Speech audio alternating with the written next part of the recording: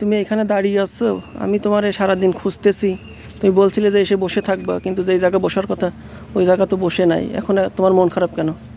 মন খারাপ কেন তুমি বুঝতেছো না? হ্যাঁ, তুমি আমাকে এখন আসতে বলছো? আসতে বইলে তোমার আর কোনো খবর নাই।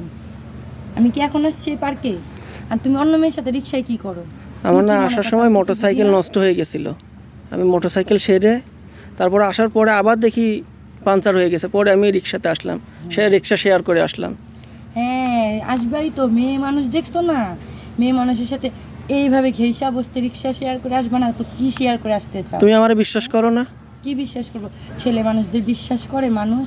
যে মেয়েটাই ছেলে মানুষকে বিশ্বাস করছে সেই ঠকছে। এখন এতদিন আমি বুঝতে পারি নাই।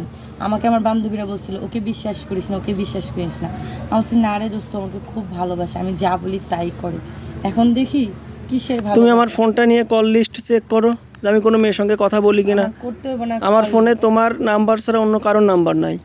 শোনো, আমি নিজের চোখে যেখানে দেখছি তুমি অন্য মেয়ের সাথে কথা বলতেছো, ফোনে আর কি চেক করতে আর যাবো? আমি অন্য আসার মেয়ের সময় সাথে বসে আসতে অন্য হবে। কোনো গাড়ি পাচ্ছিলাম না, তো রিক্সাতে ওই মেয়েটা ছিল। বললাম যে আপু আমার একটু দ্রুত যাইতে হবে, আপনি আমার রাইট সাইড দিবেন। ও, রাইট শেয়ার দেওয়ার জন্য আর কোনো রাইটার ছিল না, আর কোনো রিক্সা ছিল না, আর কোনো পাঠাও ছিল না। তুমি আমাকে কি মুফিস পাইছো? আদারে দাদা শিখাইতেছো? হ্যাঁ, তোমার তো চরিত্র এখন ভালো না, এখন তোমার সেটা সিদ্ধান্ত বলো। কি? আমার কিসের সিদ্ধান্ত? আমার কোনো সিদ্ধান্ত নাই। আমি নিজের চোখে যেটা দেখছি সেটাকে অবিশ্বাস করবো নাকি তোমাকে বিশ্বাস করবো, কোনটা? তুমি যে মেয়ের সাথে রিক্সায় বসে আসলে আমি কি দেখি নাই কিছু? নিজের কি মনে করো অনেক চালাক, অনেক তোমার শেয়ার? সঙ্গে এই 3 বছরের সম্পর্ক, তুমি আমার বিশ্বাস করো না? 3 বছরের সম্পর্ক গড়তে অনেক সময় লাগছে, অনেক টাইমিং লাগছে। 365 দিনে একটা বছর হয়েছে। তুমি চিন্তা করো, কত 365 দিন যোগ করে 3 বছর হয়েছে। আর সম্পর্ক ভাঙতে 3 মিনিটও সময় লাগে না, বুঝছো না? তো এখন তোমার সিদ্ধান্ত কি? আমার কোনো সিদ্ধান্ত নাই। আমি তোমার সাথে আর সম্পর্ক রাখবো না। আজকে থেকে এখানে এই ব্রেকআপ। ও, এখন মনে হয় ভালো ছেলে পাইছো, টাকাওয়ালা ছেলে পাইছো, এখন আমারে ভুলে যাচ্ছ। আমার টাকায় তুমি লেখাপড়া শিখছো, তোমার হাতের ফোনটাও আমার। তো কি হয়েছে? এরকম হাজার হাজার বয়ফ্রেন্ডরা মেয়েদেরকে গিফট করে না? ফোন, টাকা পয়সা, চুড়ি, অনেক কিছু গিফট করে। ওইগুলো আমি দিতে পারবো না, কিন্তু আজকে থেকে তুমি তোমার পথে, আমি আমার পথে। এইটা আমি কখনোই মেনে নিব না। তোমার ওই ফোনটা আমারে দিয়ে দিবা, তোমার হাতের চুড়িটাও আমার এগুলো- টাকায়।